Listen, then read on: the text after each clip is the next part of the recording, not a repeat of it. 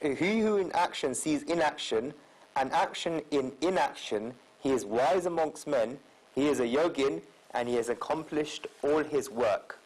The word manyashishumi is used. The last word in the third line, it means men, it can be women, and human beings. Krishna was talking to Arjun, 2 men, but it can be women, anyone, is used. And this verse shows exactly what a human being is. We learned earlier that the definition of human being is manasa karmani sivati iti manushya. What does that mean? Who remembers the definition of what a human being is? A person that sows action in his mind, or someone who thinks before acting. How much attention, I haven't sewed since I was in nursery school. Remember, when we sew, we have to put so much concentration in it. If we make a mistake, we can't correct our mistakes in sewing.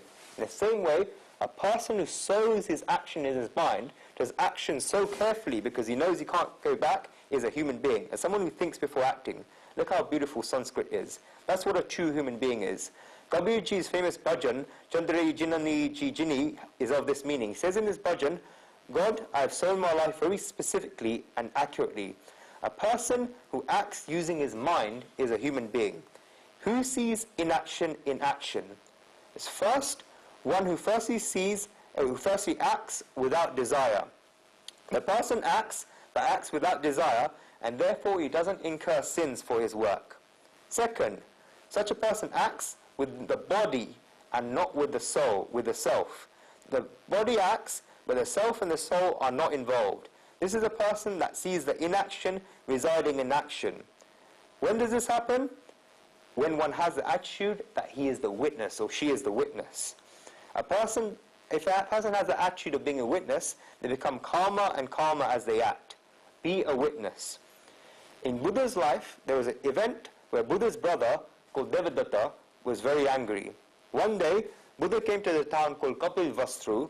There, Devadatta made an elephant drunk and mad and let him loose towards Buddha.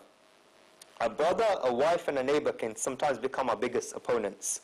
Buddha was walking through the market and his disciples were with him.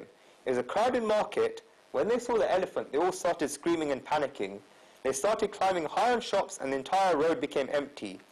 The mad elephant was running at full pace from one side and Buddha was walking calmly on the road. Buddha's disciples had climbed high on roofs and called Buddha to come out quickly, otherwise the elephant would kill them. Buddha did not listen and continued walking calmly towards the elephant. Then a miracle happened. The elephant came close to Buddha, made eye contact with him, and sat down at his feet as if it was a dog. Everyone got up and was angry. They knew that Devadatta had done this and told Buddha to give them one word and they would kill Devadatta. Buddha said, nobody needs to go anywhere. He told them to stay calm.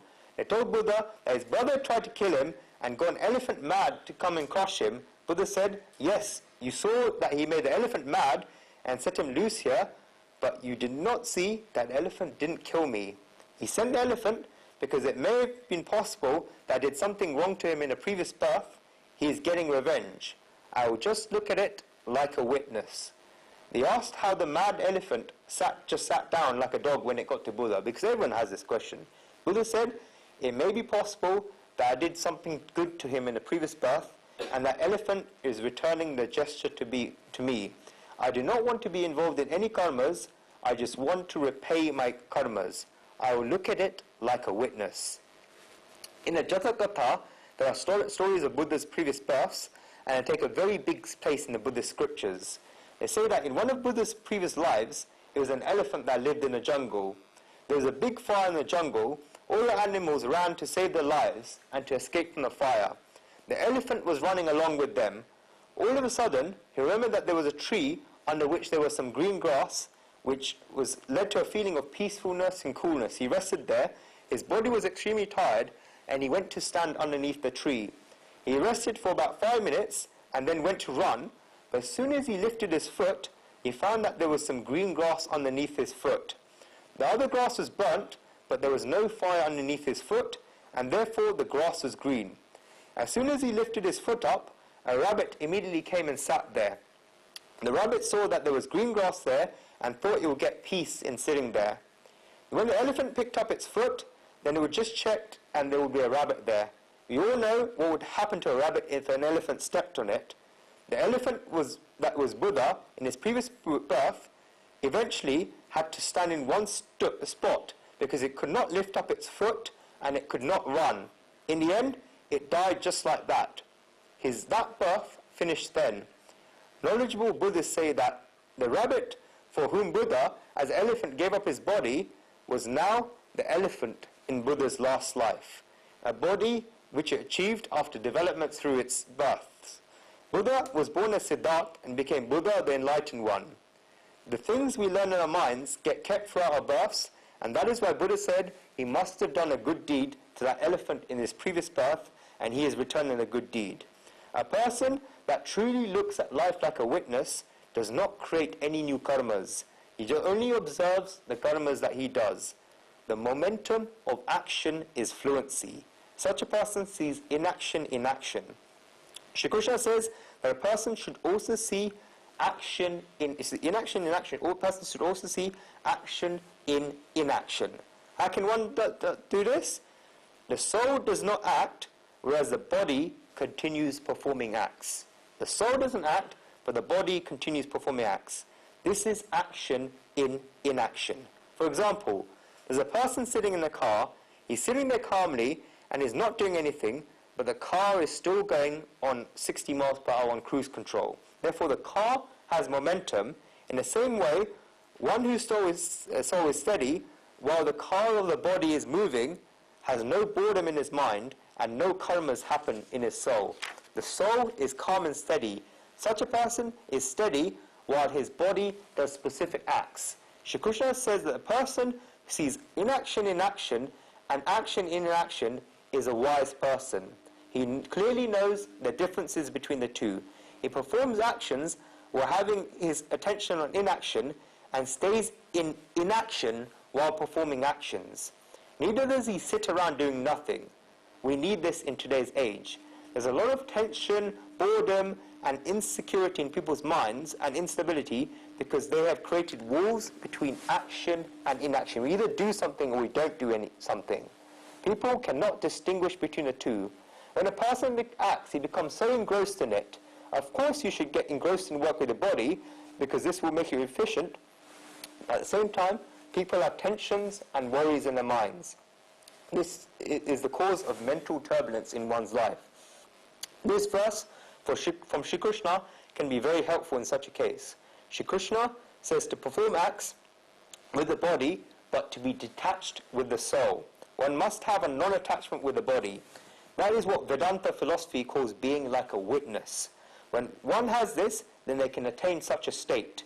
Keep doing a little practice to create this witness-like attitude. How can you do this? When you sit down to eat, then stop for a moment while you have a morsel of food in your hand. Ask yourself who is eating the morsel and the food. Is it you? Then who am I? Do I, who am the soul, need this food? Is the soul dependent on food? Is the soul going to die if you do not get any food? No. The soul is immortal. Who then needs the food? It's the body that needs it. I am not the body. The body keeps changing. The whole body changes every 7 years. Each and every cell in the body changes after 7 years, as scientists have proved. When one turns 70 or 80, then the body is completely different. I'm not the body, and when the body changes, I stay the same. I'm not eating the food. The body is eating the food. I am different from the body. If you think like this, then you see inaction in action. If the body needs the food, and you do not need the food, then why does the food create turbulence in your mind? Why is it saying that things are, I like this, I do not like this, and I want this? If you are giving something to the body, then you will do what is right for the body. You're not doing what is right for the mind because you're not feeding the mind. If the food is excessively hot, excessively salty, or excessively sweet, then this is detrimental to the body, and therefore the body does not need it.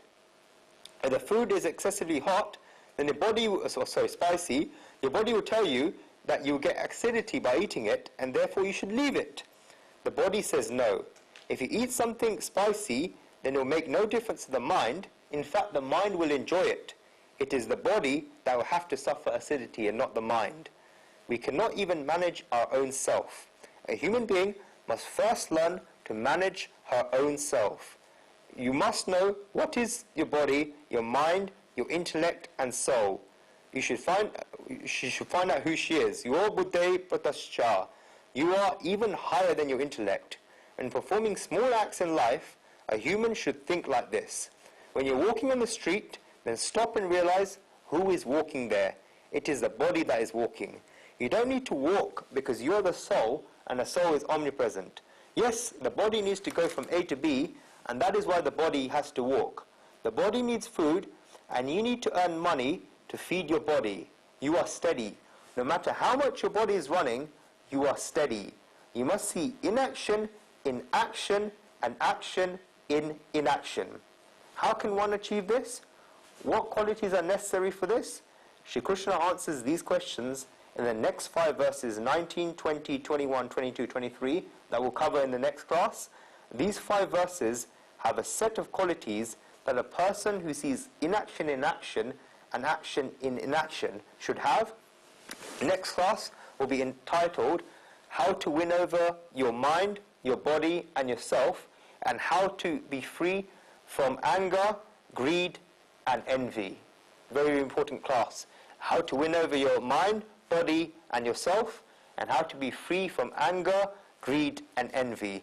With that in mind, we close our eyes.